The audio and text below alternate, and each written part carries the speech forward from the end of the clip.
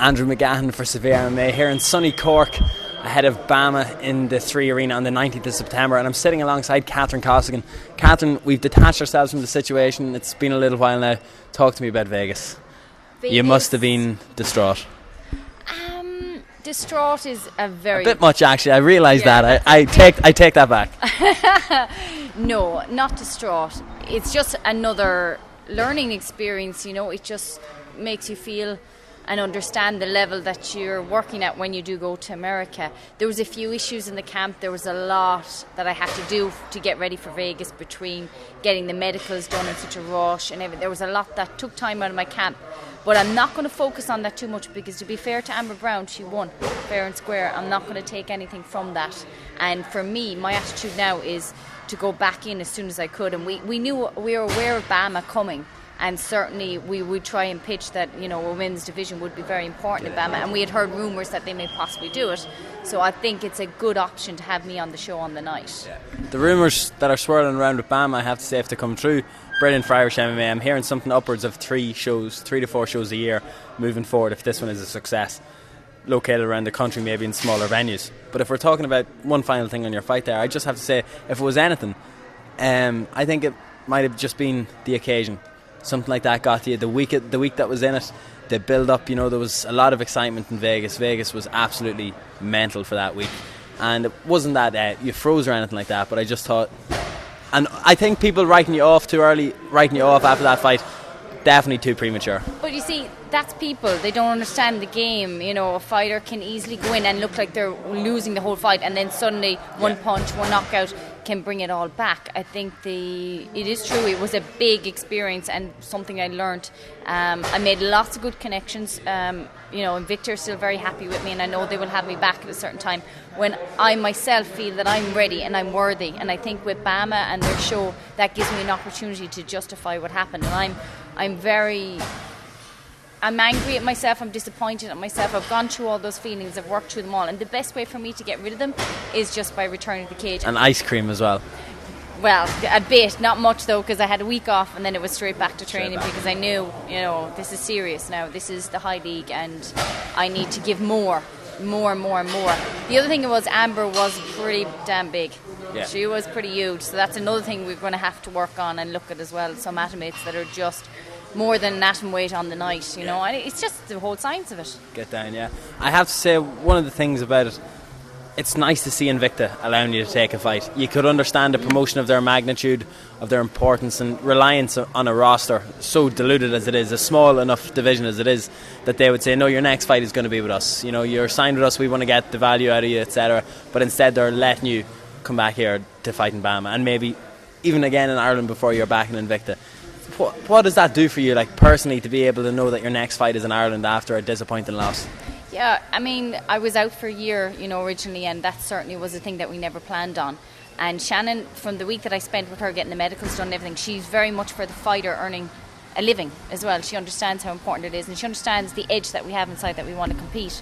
So with Shannon, it's a no-brainer, because she's not going to use me on every card, you know what I mean? So if I have a good opportunity... And it's not like the UFC, that there's a card every second weekend for Invicta. Exactly, and there's a lot of atom weights on the roster, and I have to, again, get myself into a position where I'm worthy to go back, because I won't do it until I know that I've earned it. You know, it's just the kind of fighter I am. You know, I don't expect anything. You know, I have to earn it at the end of the day.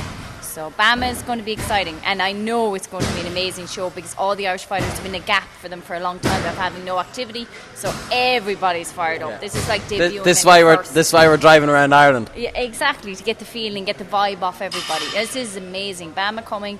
There's such a professional show as well. I think it's going to be an amazing night. The 3 Arena, wow, unreal. And I have to say, you could say it's a step up from your last fight, because the venue that Invicta used, I have to say, was definitely up there alongside the Helix as one of my favourite venues for a show. Just how intimate it was, how it was pretty much packed for the capacity that it was. I would definitely like to see maybe a tough finale in that venue in the Cosmopolitan in Vegas, maybe another time.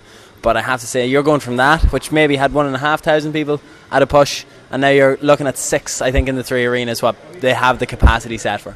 Yeah, and I'm working... Slightly scaled down from the UFC, obviously, but if BAMMA sells 6,000 tickets, that's a big statement of intent, I think. I think they will, because I'm working my But Yeah, tell me about this. yeah, T-shirts, I said, signed letters. signed letters. I will do anything. People are coming and they're going to, invest in me and a ticket and everything. I sure as hell I'm going to back it up. I told BAMMA I'll sell 100 tickets for them because I truly believe that I have a great following. And people come, to all the previous shows. They always said, we came to watch you fight, that you always bring a good show. And now I'm every day working on that media. I love media. I don't mind working in it at all. I think it's essential. And obviously I'm going to get paid a little bit more if I sell 100 tickets, So it's essential to do Go for 200. Are you close to 100 now? Yeah, I've 70 sold so far. So I've 30 more. So anyone in the southwest? Yeah. This lady here. And If I will give you special inspirational cards that you can keep in your wallet every day. And it's all chase your dreams. Chase your dreams. I can get down with that. Yeah. Twitter page, Instagram. Oh, I get one. You get one because you've chased me for years and helped me chase my dreams. So. Excellent. Perfect. Thank you very much. Finally, before we go, the return of Catherine to Dublin, BAMMA, you seem different. You seem more excited. Compared Vegas, to be honest, when we spoke after the weigh-ins, not that the weight cut is a hard thing for you, but you didn't seem the usual bubbly Catherine Costigan. It seemed like the nerves were getting ready for the fight at that stage, just after the weigh-ins. It was like, we're close now. I have to say, it's great to see in this form. Give me a prediction. I know you're not fond of them, but... Well, the one thing I'll tell you about Simona, she's been on my reindeer. I was supposed to fight her at my second pro fight. I have always wanted to fight Simona, but between injuries and surgeries and herself as well being signed to Invicta, it was stopping the both of us from coming. So when BAMMA said we have a girl, I even knew who it was before they said. I knew it was Simona, and I think it's the perfect matchup. I think she's one of the best in Europe. She won her Invicta debut. So to be honest, I'm the underdog. I'm like Rocky here in Rocky 3, where he's got to come back and he needs that pep talk from Adrian to get him back in there winning. I was a messer in that film. Well, no, I think it's kind of a mixture of that and Rocky 4 all together being brought as one. She's going to try and break me, and I'm going to say go for it. Plot flaw, Rocky 4, what was it? Plot flow? Flaw. He did no training. He was running up and down. He ran up and down the woods. You don't see him hitting anything. Lifted carts. It's S&C. It's S&C. It's very important. So he must have been hitting pads with, I don't know, reindeer in private or something.